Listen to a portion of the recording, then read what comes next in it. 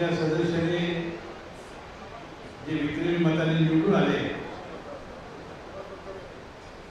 काही दिवसापूर्वी झालेल्या नगरपालिकेमध्ये नगराध्यक्षपदी पदी विराजमान झाले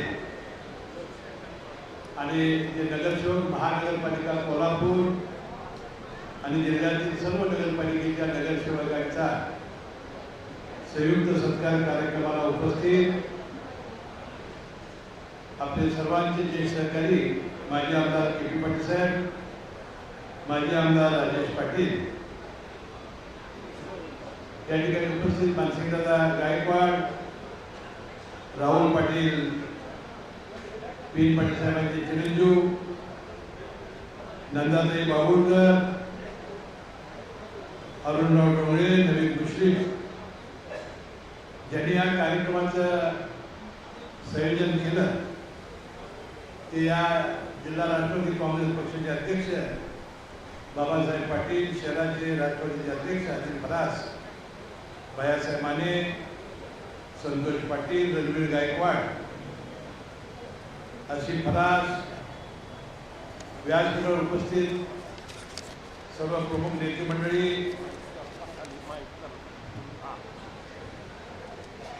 राष्ट्रवादीचे तालुक्याचे सर्व अध्यक्ष, सर्व पदाधिकारी आणि ज्यांनी या सगळ्या सदस्यांना निवडून आणण्यासाठी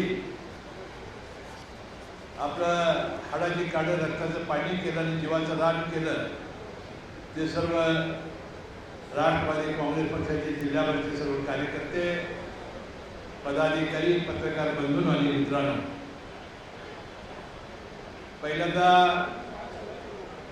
नवीन निवडून आलेल्या सर्व जिल्हा परिषदेच्या सदस्यांचं, पंचायत समितीच्या सदस्यांचं, नगराध्यक्षांचं आणि नगरसेवकांचं मी मनपूर्वक अभिनंदन करतो आणि त्यांना धन्यवाद देतो. आणि त्याला निवडून आणण्यासाठी ज्या ज्या कार्यकर्त्यांनी कष्ट घेतले, नेते मंडळींनी कष्ट घेतलं, त्या सर्वांनाही धन्यवाद देणं हे माझं आज काम आहे. त्यांनाही मनापासून आभार मानतो, त्यांना धन्यवाद देतो. म्हणून आपण सर्वांनी पहिल्यांदा 28 तारखेला झालेल्या दुर्दैवी विमान अपघातामध्ये आपले राज्याचे नेते, राज्याचे उपमुख्यमंत्री स्वर्गीय अजितदादा पवार यांचं निधन झालं. आणि ज्या सर्वच कार्यकर्त्यांनी त्याचा उल्लेख केला की आपल्या सर्वांच्यावर एक दुःखाचा डोंगर कोसळला. 8 दिवस महाराष्ट्र राज्य सगळं शून्य झालं आणि 2-3 दिवस तरी मात्र या राज्यातला एकही नागरिक टीव्ही समोर हल्ला नव्हता. त्यांच्या दुर्दैवी जाण्यानं एका सच्चा कार्यकर्त्याला आपण म्हटलो,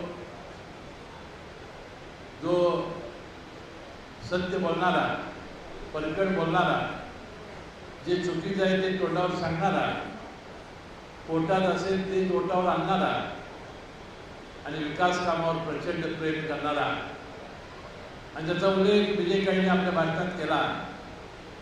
कैलासवासी यशवंतराव चव्हाणांच्या नंतर त्यांच्या शाळेतला एक शेवटचा लोकनेता आज आपण सगळं गमावून बसलेलो आहोत.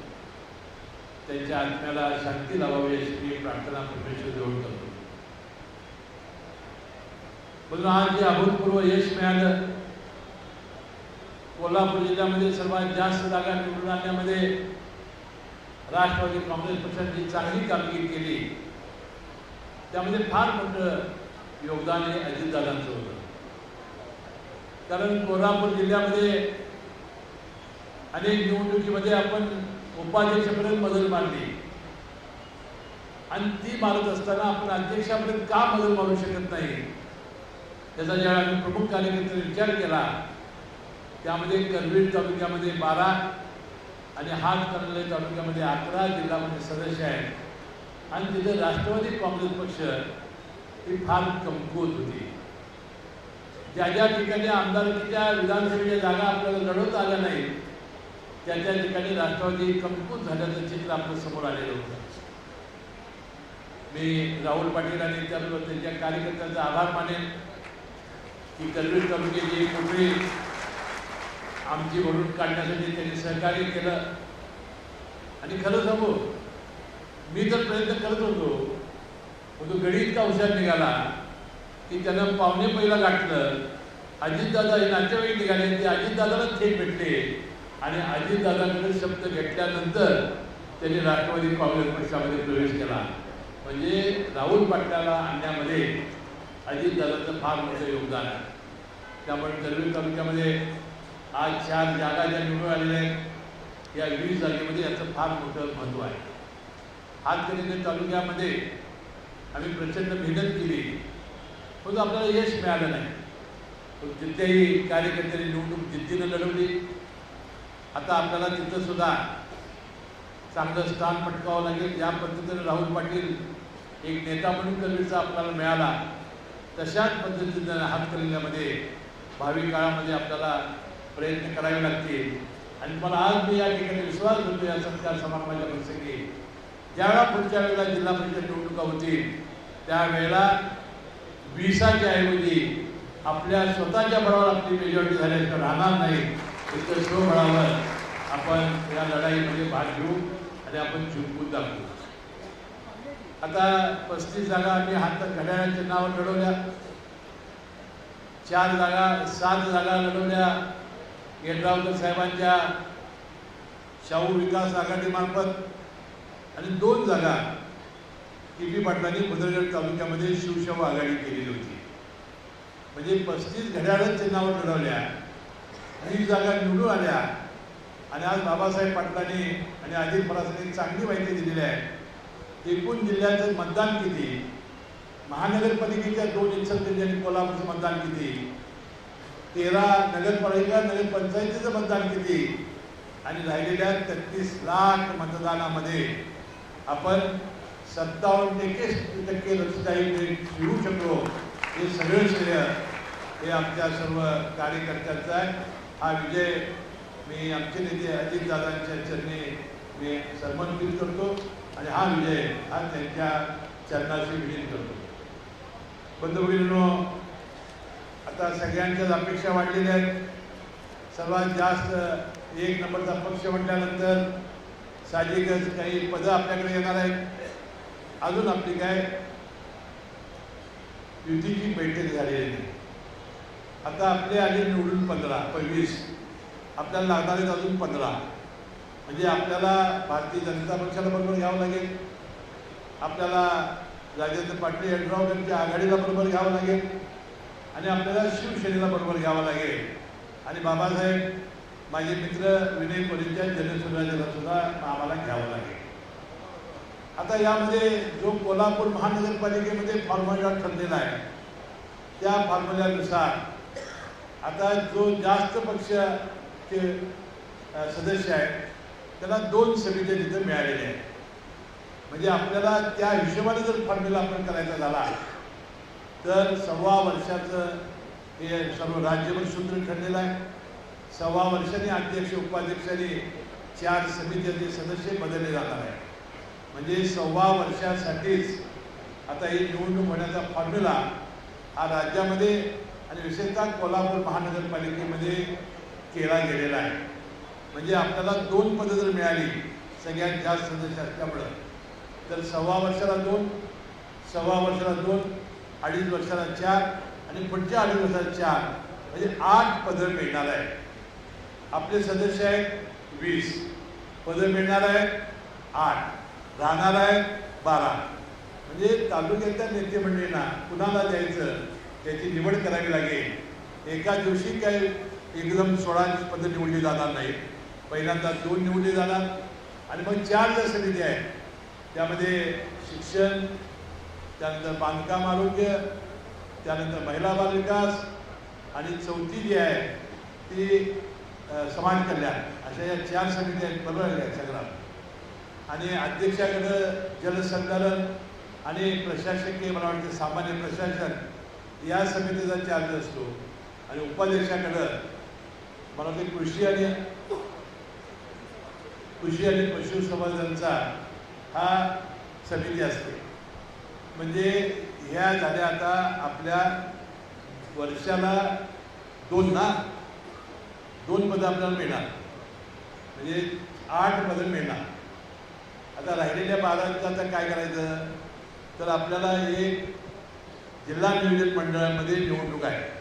त्यामध्ये किती सदस्य मागे आहेत ते मला माहिती नाही, परंतु त्यामध्ये काही थोडे नगरसेवक असतील किंवा जिल्हा परिषद सदस्य असतील जातील आणि आपल्याला या नेते मंडळीला या पद्धतीनं काम करावं लागेल.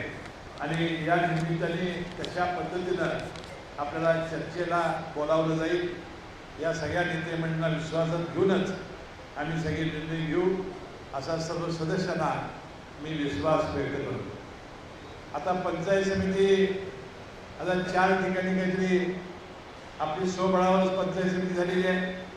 म्हणून त्यामध्ये करवीर, गडिंग्लज, आजरा आणि चंदगड, बरोबर आहे का?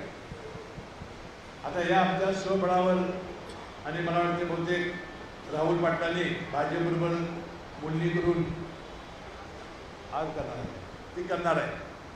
मग राहिलेल्यामध्ये एक कागद जे आहे ते भारतीय जनता पक्षावर आमची असल्यामुळं आम्हाला ते आळीपाळीनं मिळणार आहे. म्हणजे 5 पंचायत समित्या त्या आपल्याला राहतील. राहिलेल्या याच्यामध्ये आपले सदस्यांनी आता तिथे काय त्यांना पदं मिळतील का मला माहिती नाही. नशीब असेल तर तिथं पदं मिळतील, नाहीतर तिथे त्यांना विरोधी पक्षात बसावं लागेल किंवा सत्तेत बसावं लागेल. आता जिल्हा परिषद पंचायत समितीचा मी जे सांगितलं फॉर्म्युला तुम्हाला कळाला सगळ्यांना. आता पुन्हा आता माझ्याकडे यायचं आहे, सगळ्या नेत्यांच्याकडे जायचं. आता गोकुळची निवडणूक आता काही दिवसात सुरू होणार आहे. आता ठराव मागवले जाणार आहे आणि ठरावाचं तुम्हाला माहिती आहे किती मोल आहे. तर मी सगळ्या नेते मंडळींनी तुम्हाला सांगेन, आता महिनाभरानं या ठरावाचं काम सुरू होईल. या ठरावामध्ये जास्तीत जास्त राष्ट्रवादी आणि मित्र पक्षांचे ठराव कसे गोळा होतील तिकडे आजपासूनच आपण लक्ष द्यावं. जिल्हा मध्यवर्ती बँकेचा अजून थोडा वेळ आहे, त्यावेळेला तुमचा मेळावा घेतला जाईल. पण जिल्हा मध्यवर्ती बँकेमध्ये आता बँकिंग रेग्युलेशन ॲक्टमध्ये एक बदल झालेला आहे. 10 वर्ष ज्यांना झालेली आहेत त्यांना आता बसावं लागणार आहे. त्यामध्ये मी आहे, भैयासाहेब माने आहे आणि कोण आहे ते आता संतोष पाटील आहे.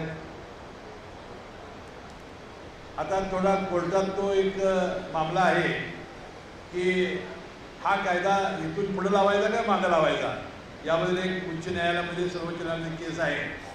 तर मला वाटते की आता 30-40 वर्ष आम्हाला झालेली आहेत आणि आता आम्हाला या बँकेमध्ये या 10 वर्षामुळं काही लोकांना थांबावं लागणार आहे. पण नवीन सळसळतं रक्त आता या निवडणुकीमध्ये आपल्याला उतरावं लागेल आणि अनेक वर्षाचं आपलं जे जिल्हा बँक आपल्या ताब्यात आहे ते राष्ट्रवादी काँग्रेस पक्ष आणि आपल्या सगळ्या मित्र पक्षांच्या ताब्यात ठेवण्यासाठी विशेषतः आता राहुल पाटील आपल्यात आलेले आहेत. आपण या सर्वांनी प्रयत्न करूया एवढा विश्वास मी या निमित्ताने व्यक्त करतो.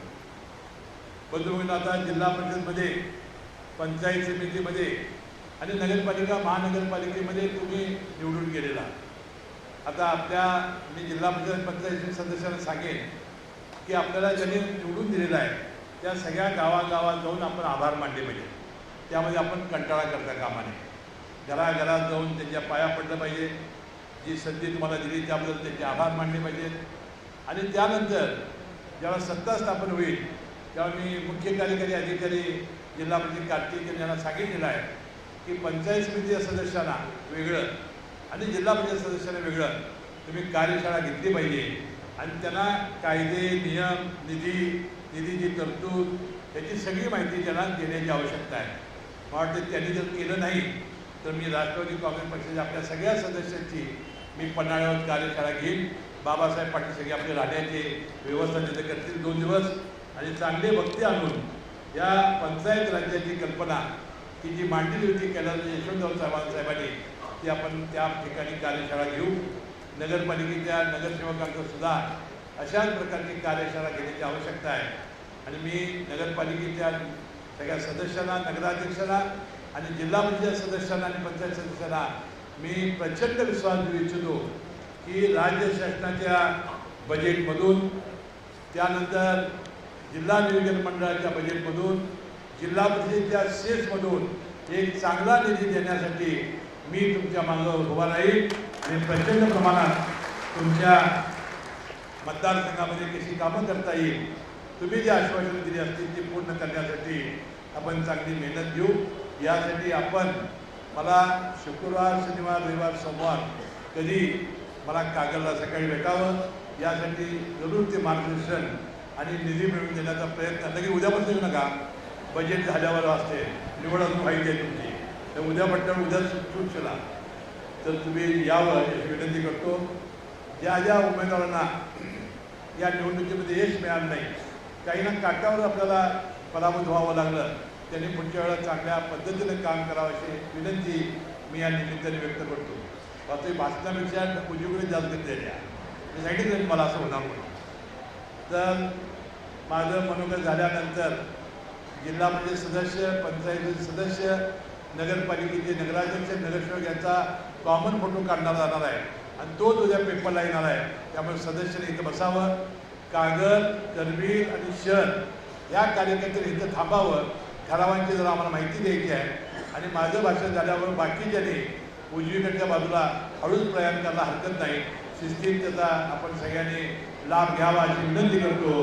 मनपूर्वक आपले सर्वांचे मी आभार मानतो, आपली रजा घेतो. जय हिंद, जय महाराष्ट्र.